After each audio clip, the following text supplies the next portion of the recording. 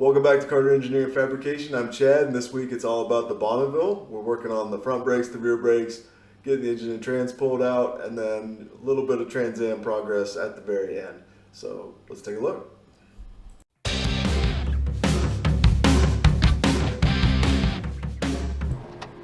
Jumping right into it this week, we're going to be installing assembling the front brakes for the Bonneville, and I've got a little fixture rigged up just so I can clamp the spindles safely in my bench vise. It gets them up at a comfortable working height. No reason I can't assemble these drum brakes on the bench and then transfer the completed spindle brake assembly to the car when it's done. So I'm going to jump back and forth a little bit on driver's and passenger side, getting those both wrapped up, but these are the cleaned and painted spindles, the powder coated backing plates, and then the brake pads that were recoated from J&G brake relining. Super great guy to work with. So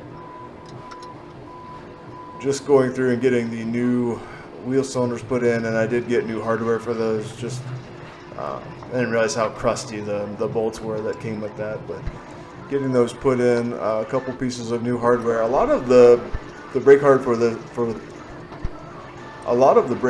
for this car was like long out of stock or back ordered forever. So some of it was reused, and then some of it I was able to cross-reference Dorman part numbers or things that are similar and get it, basically get them back to put, fully assembled.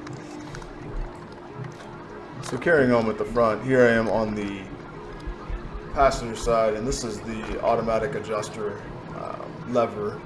So it's spring loaded, and then when the pad moves outward, it rotates the arm down, and it, if there's any slack, it will push the adjuster. And the adjuster is cleaned up really well. I've got them completely greased, and was careful to make sure, because there's two right hand thread and two left hand threads. So here I am greasing those, making sure they're turned all the way in, and then there's a spring that pinches those together.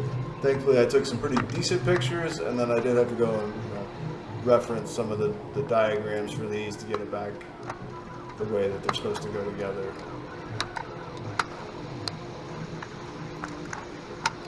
Anybody that's ever messed with these knows how tight those springs are and how much of a pain they can be.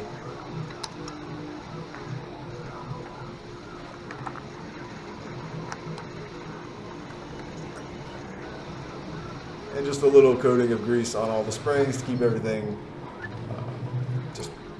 keep it coated, and these things should last a long time.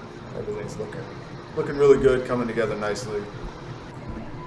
And we're skipping ahead a little bit because we don't need to watch me put the other side together when it's a mirrored image. So getting the bearings out, all new bearings and inner seal.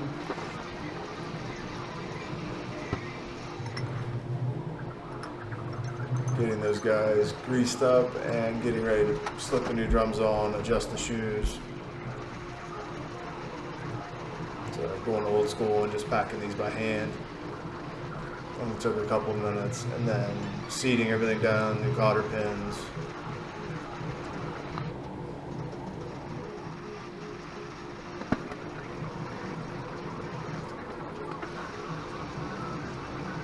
I had to adjust that side in a little bit. The adjuster had maybe a one turn out, and that was enough to put so much drag I couldn't put it together. So these, kind of as expected, the pads are full thickness, so it should be all the way in.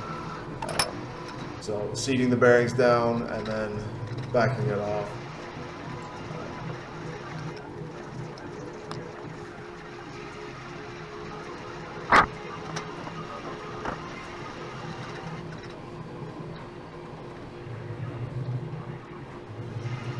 Like I mentioned, pins, and then I'll knock the dust caps on. Those all came out of the parts washer, and everything's looking good. And then just a quick adjust on that pad. That one needed a little bit more preload.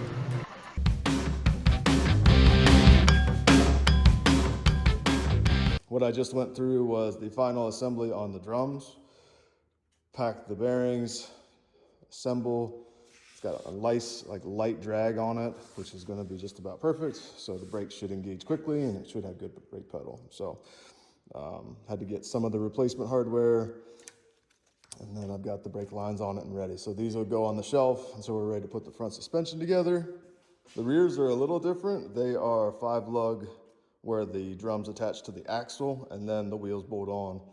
So when the center caps are on, you can't tell fronts from backs, but so you still have your conventional 5 lugs. So these were sent out and redone also. So next I'm going to tear into the rear.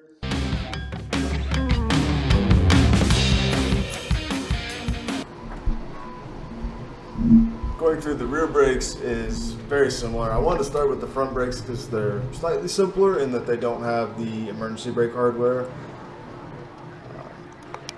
Ultimately, they weren't so different. It's, you know, an additional lever, but not a whole lot else going on. The majority of the mechanism is the same and the adjuster is the same. So these went together quite a bit quicker. I was getting comfortable with all the clips and springs at this point. And I skipped through this pretty quickly. Again, it's a lot of the same. Like I mentioned, getting the drums on. Just snugged a couple of the lug nuts down, but I left a couple of them visibly all the way out, just as a good reminder that if you look at it, you don't think they're tight. They're very clearly backed off. So I've learned that lesson in the past. We'll torque these all down when the car's on the ground.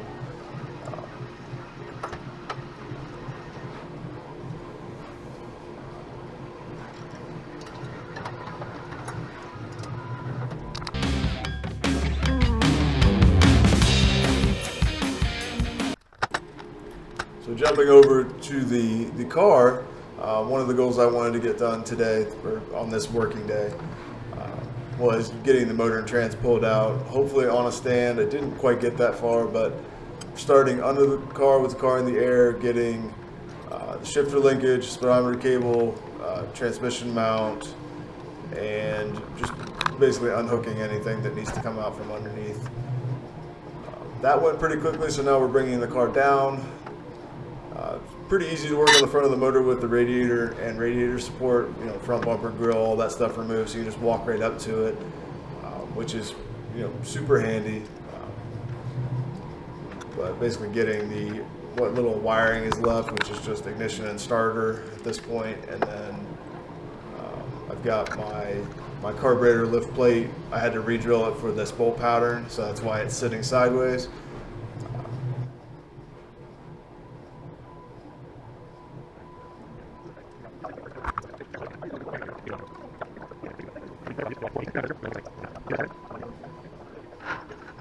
It took a little jockeying because when I cut the exhaust, there's a little bit sticking off the manifolds, and I didn't really want to fight the manifold bolts in the car. I'd rather do that on the engine stand, and that caused it to be a little difficult to get the motor out. I fought it just a little bit more than I wanted to. It did come out, but it's very tight. Going back into the car, it's going to have bare manifolds, but no remnants of exhaust on it, so it's going to go back in quite a bit better. The exhaust was also just enough to make the starter hang up a little bit, but going back in, the starter is going to be off of it for the same reason. You see the stub pipe coming off the manifold. If I could go back and do it again, I would have cut that pipe off, but otherwise, motor and trans are out, and we'll be ready for some frame cleaning.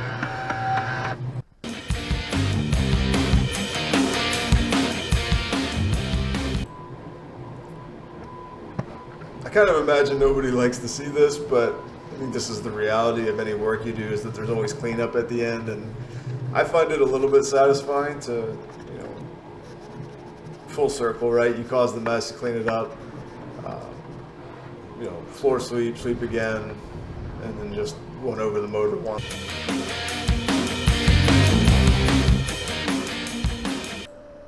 So I was looking back through some of my earlier footage.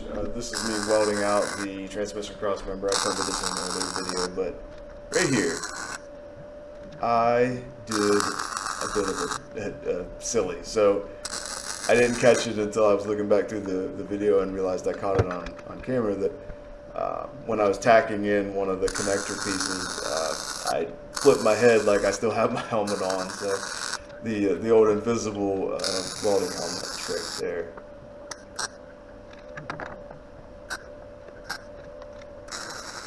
Yeah, just a little silly. I'll show it here in just a second in slow motion, but I wonder if anybody else has ever had this. And damn it.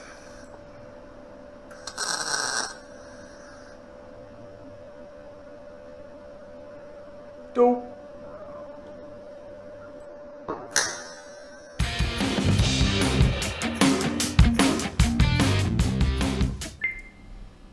That's all I've got for this week, guys. So thanks for watching. I appreciate it. Please subscribe.